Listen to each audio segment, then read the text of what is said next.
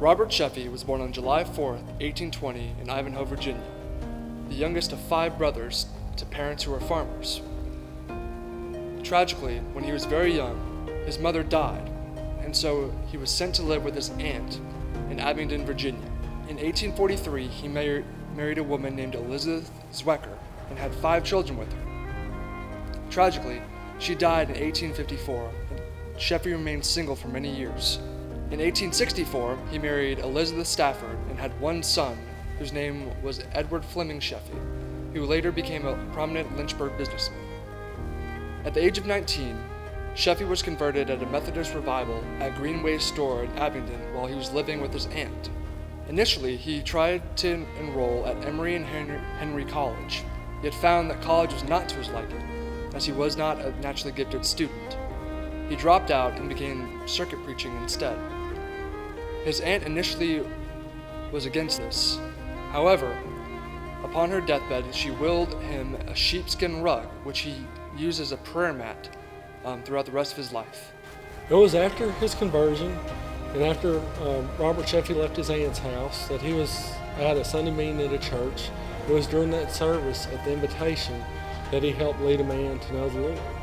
As a result of that inspiration, one of the church members came up and asked him if he would be interested in a job teaching school at the local county schoolhouse, which he accepted due to his financial situation.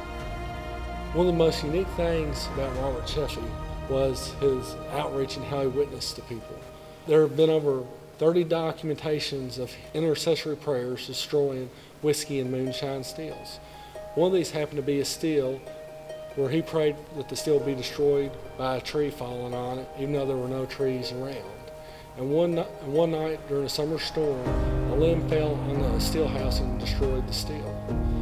One of the biggest stories occurred in the late 1800s when a young lady wrote to the brother Sheffey saying that she needed help, and with the letter was attached a map to her house. Along with his obedience to the Spirit and God and his love for the Lord, he went to see the woman. He found the young lady in an abusive, alcoholic marriage because of her husband's drinking issues.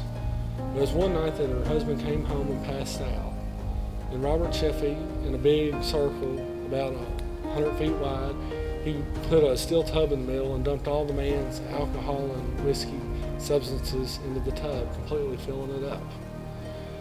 And then he piled up brush in that big circle and lit the brush on fire with the man in the tub after he stripped him down. And it was during that, because of the heat, that the husband woke up, jumped up out of the tub and sprinted and ran and hit a tree and passed out. Brother Sheffey went and picked the man up and carried him into the house, tucked him into the bed, and left. Long story short, that same man overcame his battles with alcoholism and went on to become a very successful pastor, although he never talks about his experience in hell. He was truly the people's pastor, a man who went out. He not only preached the gospel, but he discipled the people, and he practiced what he preached. Now, Sheffey was essentially well known for his circuit preaching.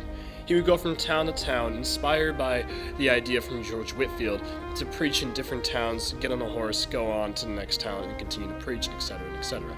So this idea is eventually what led into Billy Graham's idea of the Crusades. So you can see how great and lasting his impact was to impact so many preachers after him and so many evangelists after him.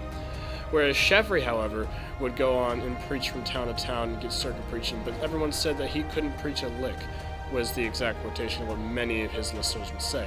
The reason they said this was because he would preach from the Bible for the first 5 minutes and immediately drift away from the text and would give emotional stories, little bits of life, different allegories and analogies, and would go on with all these different types of word pictures and so forth, where it just didn't seem to be following initially what he was preaching about to begin with. So people said that he couldn't preach, but it still had a lasting impact. His emotional stories and his analogies still hit people to their core and still led many people to Christ and still brought about a huge revival in many places. Whereas while he may have been a person who was not so powerful in his preaching, he was known to be powerful in his prayer. He would always pray for provision and for protection, and it seemed that God was always answering his prayers. He was constantly praying fervently about every little last thing, and he would repeat his prayers constantly to no end. So it seemed like Sheffey was a pretty powerful religious man, and like he was a great preacher who was having a great lasting impact from God, leading up to today, even with Billy Graham's crusades, having the holding on to the baton that came from George Whitefield, passing it on to the next great evangelist circuit preacher like Billy Graham. So Sheffey, however, had a really weird theology where, at least to us it's weird, where he would consider that we need to be praying for animals. He would constantly pray for that God would give horses discipline, and would pray that God would protect the bees and bless them and keep them safe and use them for his work. While Sheffey may have had a weird theology like that, and he may have shown a lot of intense care to things that didn't seem to matter, and he may have had a lot of problems with his preaching, he still was used greatly for the glory of Christ, and greatly for the gospel and to expand the kingdom. And he did have a lasting impact that led to, essentially, Billy Graham and his preaching of today, which led to the Crusades and an explosion of evangelism. So while Sheffey may have had a few problems here and there we might disagree with, he essentially led to what is an explosion of Reformed theology today, and is one of the key players in it that nobody really talks about today, which is why Sheffey is one of the most quintessential Christians in history. Robert Sheffey is buried at the Wesley Chapel near Petersburg, Virginia. The inscription on his gravestone reads, "Fully consecrated to God's service, he preached the gospel without money and without price, and has entered upon his reward. The poor were sorry he died."